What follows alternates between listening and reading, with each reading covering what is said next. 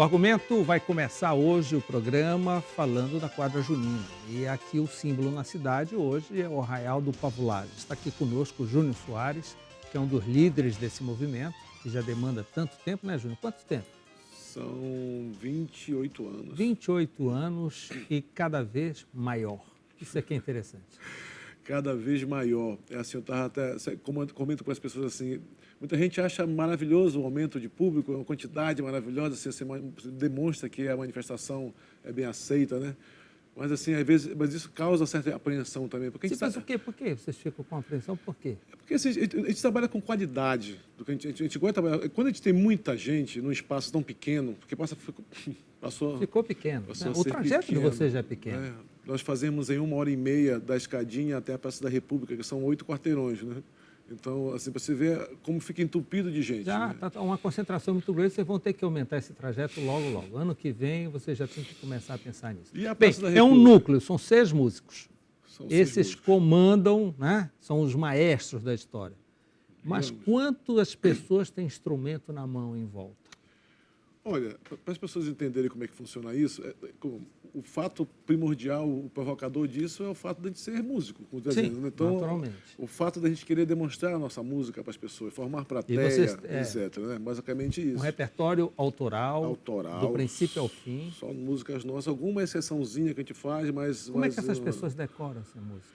Tudo mas olha só, é um processo, né? A gente, a cada ano, forma em torno de 200 pessoas nas nossas oficinas. Né? Nos períodos que antecedem o mês de junho, nós fazemos oficinas de dança, de perna de pau, de instrumento. E no meio dessas coisas também tem o de canto. Então, a gente ensina para as pessoas a cantarem. Né? Então, se tu tem a cada ano 200 pessoas aprendendo, essas pessoas vão se multiplicando, né?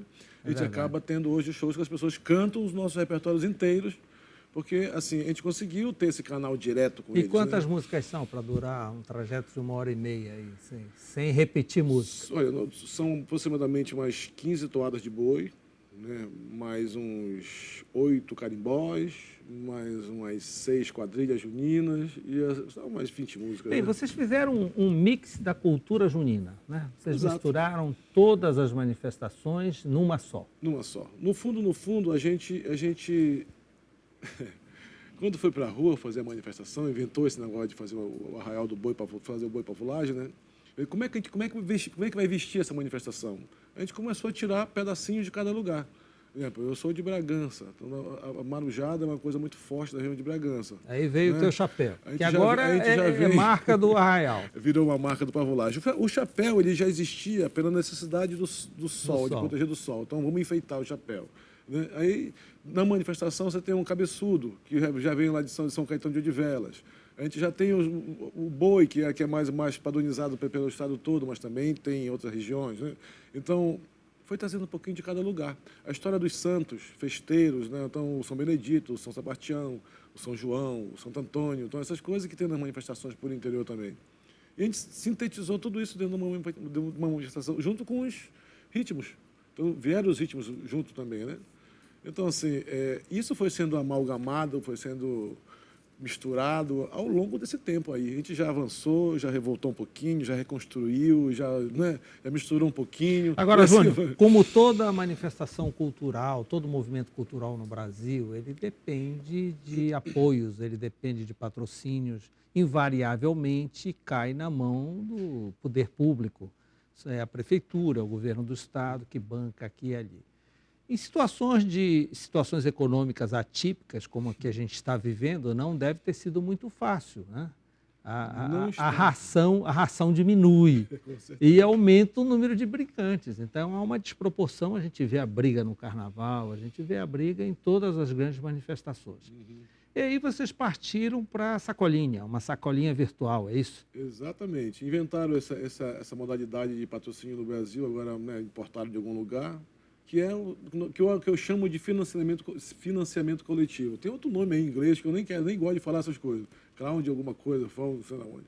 Mas, para mim, é uma sacolinha, é um chapéu virtual, né? Porque, assim, a gente aposta na afetividade das pessoas. Né? Ao longo desses 28 anos, né, muitas famílias se formaram ali dentro. as memórias afetivas das pessoas são muito interessantes nesse período do Calda Junina, de se fazer parte, de ser paraense, né? De estar na Arraial do Pavulagem e ser paraense. Então, a gente está apostando nessa parceria realmente com as pessoas. O momento é difícil, apesar de ter o apoio das entidades, mas são poucos apoios.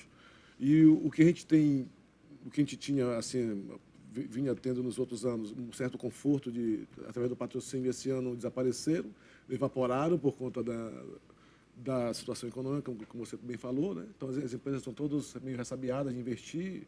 A gente sabe que, em primeiro caso, a cultura é a primeira que é cortada mesmo, né? Sim, e não dá para parar também. Você já imaginou, se você for anunciar agora, olha, não vai ter esse ano o Arraial do Pavulagem. E cada saída você passa a sacolinha virtual. Cada saída dessa. Bem, até agora deu certo. Até agora deu certo. Então, espero que continue. Estamos lembrando que ainda tem mais duas. Tem mais dois. E nunca passou, por exemplo, como é que o samba resolveu esse problema? Vendendo abadá. Né? Nunca passou essa ideia de repente vender o chapéu para financiar o evento? Porque quais são os custos? É o carro-som, né? Vocês têm algum músico remunerado no meio? Tem. Eu posso elencar algumas coisas para ti. Então, todo o processo de ensino, de formação das pessoas, sim, são oficineiros que dão, então são pagos. Certo. Tem um conjunto de instrumentos que são tocados na manifestação. Então, você está falando aí no movimento Arraial do Pavulagem durante o ano todo. É a manutenção do movimento, que não é exclusivo só às saídas. Porque as pessoas podem estar imaginando que está contribuindo só com a saída. Não, porque assim, as pessoas que saem tocando no arrastão participaram da oficina. Foram formadas lá. Então, faz parte do processo do arrastão. É como se o arrastão fosse o culminante daquele processo. Sim, é a formatura deles. Exatamente. Aí, no meio da rua, por exemplo, essas pessoas elas não são remuneradas, porque elas fizeram parte das atividades. Mas a gente tem uma orquestra de metal, que é um boi de orquestra. Essas pessoas são pagas.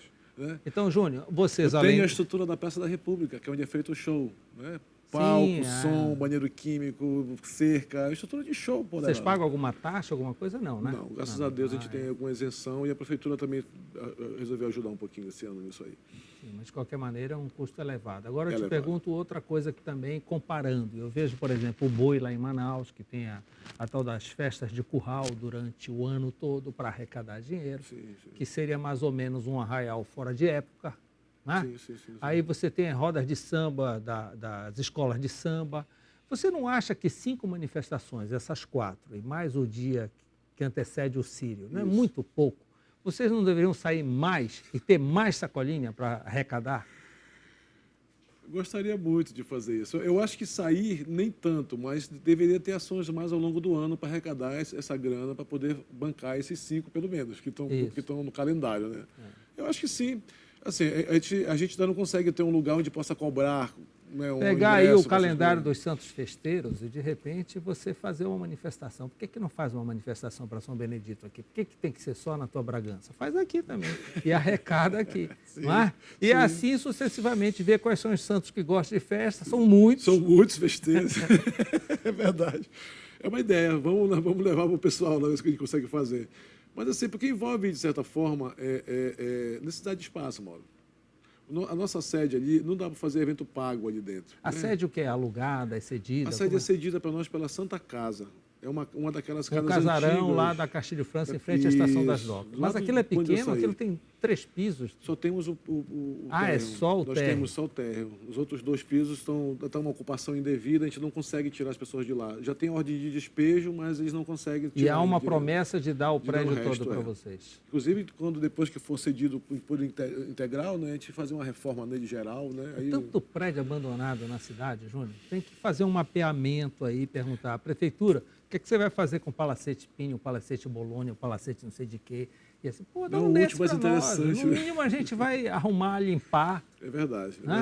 Mas ali é muito interessante para a gente, Mauro, porque ali tem a praça. Né? Sim, a praça é fundamental. Ela é fundamental para a nossa É o quintal de vocês, eu já vi que vocês fecham a rua ali. Fechamos a rua de vez em quando. Dá para fechar, coisa. Aquela rua não tem problema, não estou gozando, não. Não, é porque ela tem escoamento também. E o fato de ser em frente da Estação das Docas é um point, você querendo ou não. Você vê turista no meio? Você vê aquele pessoal meio empolgado, com máquina fotográfica? Todo dia. Quando nós fazemos atividade mais constante, esse período de preparatório, estou dizendo, porque 30 dias antes do arrastão, a gente faz essas preparatórias, oficinas, né? Então, as batucadas ocorrem desde maio. E assim, e todos os dias tem visita, a gente fotografando, a gente comprando materiais nossos, CD, DVD, essas coisas todas. Vocês têm produtos Temos que produtos. contribuem. Temos sim. Chapéu é vendido também lá. Toda a produção de vocês já está em CD? Só da banda. Não tem um arrastão ainda. A gente está agora fazendo, está trabalhando num documentário para o ano que vem, né? Mas já estou gravando, inclusive, cenas agora nos arrastões para lançar um documentário no ano que vem. E, Júnior, o que é que falta para pegar a mídia nacional? A gente chega nessa época até chato os telejornais, né? Porque é tudo igual no Nordeste, não tem nada. É a mesma coisa, né? É a mesma coisa. O cara balança do mesmo jeito, não tem... Recife muda um pouquinho, mas também o resto é tudo igual. O nosso é meio diferente, né? Até porque você acabou pegando tudo. Deve ter até uma sombrinha, não tem frevo pelo meio também? Olha, assim, mas eu acho que é oportunidade mesmo. Acho que alguém tem que olhar e dizer, porra, olha ali, vamos colocar esse pessoal ali, né? Qual é a estimativa de público aí nessas concentrações? A real e a da Polícia Militar? Que sempre tem as duas. Sempre tem as duas, né? A polícia tem se posicionado em torno de 20 mil pessoas a cada assim, porque nós juntamos as três coisas, né? Desde a concentração até a Praça da República no show, né? Então, são de 9 da manhã até as 2 da tarde. Temos 20 mil pessoas que passam nessas coisas que nós fazemos, né?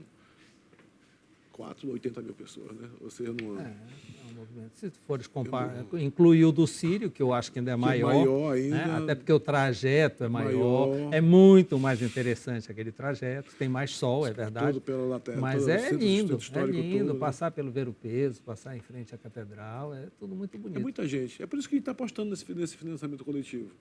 Porque acho que as pessoas... Tem muita gente que gosta, né? Que vai para lá porque realmente... se sente integrante daquilo ali. Então, é nessas pessoas que a gente aposta que eles podem contribuir para a feitura. Se der certo os 4, continuaremos nessa... Bem, um telespectador nosso que queira contribuir, qual é o procedimento?